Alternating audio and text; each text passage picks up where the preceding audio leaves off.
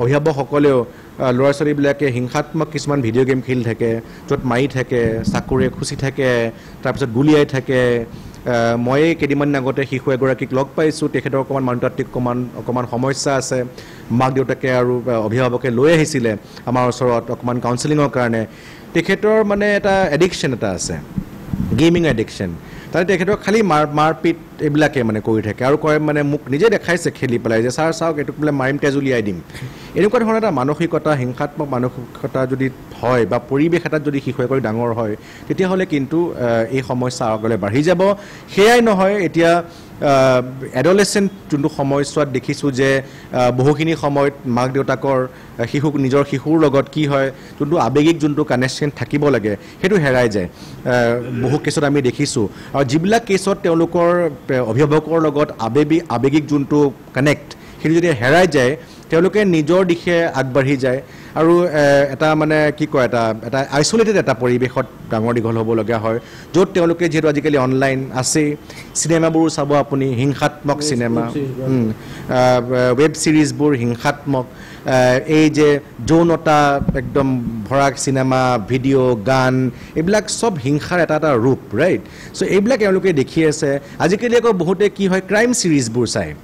কিছুমান সৰু সৰু শিশুক কাউন্সেলিঙৰ সময়ত তুমি এইটো কেনেকৈ জানিলা যে এনেকৈ চাইছোঁ নহয় ক্ৰাইম পেট্ৰল এনেকৈ কয় মানে আমি নিজেই দেখিছোঁ কাৰণ ক্ৰাইম পেট্ৰলৰ পৰা বহুতে শিকি আছে এইবিলাক অপৰাধ সৰু সৰু ল'ৰা ছোৱালী অপৰাধ চ' এইবিলাক অকণমান আমি সাৱধানতা অকণমান অৱলম্বন কৰিব লাগিব কাৰণ শিশুসকল একদম স্পঞ্জৰ নিচিনা বুলি কওঁ স্পঞ্জ মানে কি তেওঁলোকৰ যোনটো পৰিৱেশত ডাঙৰ দীঘল হৈ আছে আৰু প্ৰত্যেকজন শিশু একে নহয় আমাৰ যেনেকৈ হাতৰ আঙুলি বেলেগ বেলেগ চাইজৰ তেনেকৈ শিশুসকলৰ যোনটো মানসিক যোনটো গঠন সেইটো বেলেগ বেলেগ হয় কিছুমানে হয়তো কিছুমান দেখি হিংসাত্মক বস্তু দেখি তেওঁলোকৰ প্ৰভাৱ নপৰিব পাৰে কিন্তু কিছুমানে চাব একদম প্ৰভাৱিত হৈ যাব আৰু সেইবিলাকে গৈ পেলাই ডাঙৰ হ'লে অপৰাধী হৈ পৰিণত হ'ব আৰু তেওঁলোকে গৈ এনেকুৱা নৃশংস অপৰাধ কৰিব শিশুগৰাকী নাবালক তেওঁক যোনখন আমাৰ কিশোৰ ন্যায় আইন আছে তাত অন্তৰ্ভুক্ত হৈ থকা যিটো প্ৰচেছ সেই মৰ্মে এতিয়া ন্যায় প্ৰক্ৰিয়াটো আৰম্ভ হ'ব আইনৰ মতে যিহেতু মাৰ্ডাৰটো এটা হিনিয়াছ এটা অপৰাধ এতিয়া জুভেনাইল জাষ্টিচ বৰ্ড যোনখন আছে মানে জিলা কিশোৰ ন্যায় যোনখন পৰিষদ থাকে প্ৰত্যেকখন জিলাতে আছে তাতে তেওঁৰ বিচাৰ প্ৰক্ৰিয়াটো আৰম্ভ হ'ব এতিয়া প্ৰথমতে কিশোৰ ন্যায় পৰিষদখনে এটা প্ৰিলিমিনাৰী এছেছমেণ্ট কৰিব এটা মানে তেওঁলোকে চালি জাৰি চাব যে শিশুগৰাকী যে অপৰাধটো কৰিছিলে সেই অপৰাধটো কৰাৰ বাবে তেখেতৰ মানে মানসিক বা শাৰীৰিক ক্ষমতা আছিল নে নাই বা বেলেগ কিবা পৰিস্থিতিয়ে সেই তেখেতক অপৰাধটো কৰিবলৈ ফ'ৰ্চ কৰিছিল নেকি এইবিলাক চালি জাৰি চাই তেওঁলোকে এটা এছেছমেণ্ট কৰিব আৰু যদি দেখে যে শিশুগৰাকীৰ মানসিক আৰু শাৰীৰিক স্থিতি একদম সুস্থ আছিলে তেখেতে ভাবি চিন্তি অপৰাধটো কৰিবলৈ তেখেতৰ ক্ষমতা আছিলে তেতিয়া কিশোৰ ন্যায় আইনে এটা প্ৰাৱধান আছে য'ত কোৱা আছে যদি হিনিয়াছ অপৰাধ কৰে শিশুৱে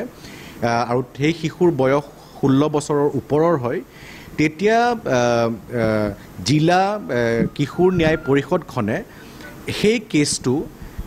এটা শিশু কোৰ্টত ট্ৰান্সফাৰ কৰি দিব পাৰে য'ত শিশুগৰাকীক মানে এডাল্ট হিচাপে মানে ট্ৰায়েলটো বিচাৰ প্ৰক্ৰিয়াটো চলাব আৰু তেখেতে তেতিয়া বেছিভাগ প্ৰটেকশ্যন নাপায় কিন্তু তেওঁৰ এখন মানে সাধাৰণ এটা কোৰ্টত হ'ব আৰু কিশোৰ ন্যায় পৰিষদৰ কোৰ্টখনত নহয় এতিয়া তেওঁলোকে এই কেছটো ট্ৰান্সফাৰ কৰি দিয়ে এটা এডাল্ট কোৰ্টত তাৰপিছত এডাল্ট কোৰ্টে কেছটো চালি জাৰি চাব যদি দেখে যে নালাগে আমি এখেতক এডাল্ট হিচাপে বিচাৰ প্ৰক্ৰিয়াটো নকৰোঁ তেতিয়া সেই কোৰ্টখনেই কিশোৰ ন্যায় পৰিষদৰ মানে মতে তেওঁলোকে নিজে কেছটো বিচাৰটো আগবঢ়াই লৈ যাব আৰু উচিত অৰ্ডাৰবোৰ পাছ কৰিব যে নাই এইক্ষেত্ৰত শিশুক আমি এজ এডাল্ট ট্ৰাই কৰিব লাগিব তেতিয়া তেওঁলোকে যোনটো আমাৰ এডাল্টৰ লগত যোনটো বিচাৰ প্ৰক্ৰিয়া হয় সেইটোৰ মৰ্মে কেছটো আগবঢ়াই লৈ যাব কিন্তু খালি ডিফাৰেঞ্চটো হ'ল যে যিহেতু তেখেত নাবালক তেখেতক যদি তেখেতক গিল্টি সাব্যস্ত কৰে তেতিয়া তেখেতক এখন প্লেচ অফ ছেফটিত ৰাখিব পাৰিব তেখেতৰ 21 বছৰ নোহোৱালৈকে প্লেচ অফ ছেফটি মানে এটা বিশেষ এটা ব্যৱস্থা থাকে য'ত মানে যদি শিশু নাবালকসকল যোনে অপৰাধত লিপ্ত হয় তেওঁলোকক ৰখা যায় তেওঁক 21 ইয়াৰ্ছলৈকে তাতে থ'ব তাৰপিছত যদি দেখে তেওঁ ভাল হোৱা নাই বা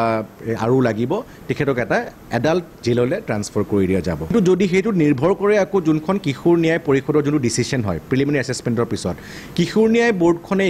এয়াও নিশ্চিত কৰিব পাৰে যে নাই তেখেতক আমি ইয়াতেই বিচাৰ প্ৰক্ৰিয়াটো আৰম্ভ কৰি দিম আৰু তেখেতক আমি শিশু হিচাপেই ট্ৰায়েলটো কৰিম ইনকুৱাৰীটো কৰিম সেইটো হ'ব পাৰে সেইটোৰ সম্ভাৱনাও আছে চাওক আইনৰ মতেতো এখন অবজাৰভেশ্যন হোম সাধাৰণতে যিসকল শিশুৱে অপৰাধ কৰে তেওঁলোকক এই ইনকুৱাৰী বা বিচাৰ প্ৰক্ৰিয়াৰ সময়ত তেওঁলোকক এখন অবজাৰভেশ্যন হোমত ৰখা যায় সাধাৰণতে আৰু আইনৰ মতে সেই অবজাৰভেশ্যন হোমত থকা সময়ছোৱাত তেনে নাবালকক মানে মনস্তাত্ত্বিক সেৱা বা যিখিনি শিক্ষা সেৱা